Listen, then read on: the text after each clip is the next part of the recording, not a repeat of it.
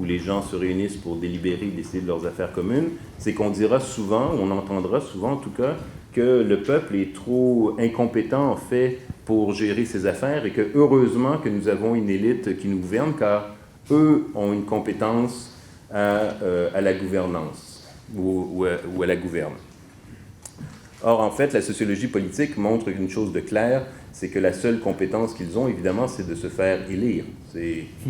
Ça va de soi, en fait. Il faut énormément d'énergie, il faut énormément de volonté, il faut énormément de désir de pouvoir pour mener une carrière politique comme celle de quelqu'un qui veut devenir président des États-Unis ou président de la France ou premier ministre. C'est un investissement absolument énorme. On n'est pas choisi comme ça au hasard, on ne se lève pas le matin en disant « Ah, je vais envoyer mon CV, je vais voir si je suis pris. » Et c'est vraiment des manœuvres. Et donc là, ce n'est pas une question de est-ce que ces gens-là sont mal intentionnés ou c'est quoi leur motivation au départ. Moi, je ne suis pas dans leur tête, je ne peux pas vous répondre, mais clairement, ils doivent manœuvrer au sein de leur parti, ils doivent créer des alliances, ils doivent avoir des appuis. Et donc, clairement, la première compétence pour ces individus, c'est d'arriver à manœuvrer, à être des bons politiques et à se faire élire.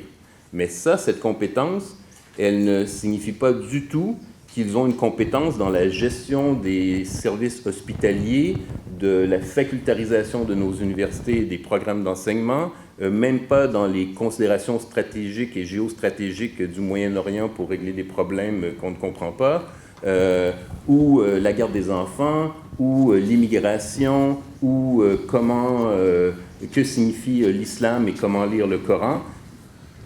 Il n'y a aucun lien entre se faire élire et avoir une compétence particulière dans tous ces domaines. Et là, je ne parle pas de l'environnement, de l'écologie, du droit des animaux et de l'égalité homme-femme et de tous les autres problèmes qui peuvent être débattus en Assemblée nationale, droit à l'avortement, etc. Donc, cette idée que nous ne sommes pas capables, nous, de nous gouverner parce que nous sommes incompétents, peut-être, mais en tout cas, ceux qui sont élus, il n'y a rien qui démontre qu'eux sont plus compétents que nous.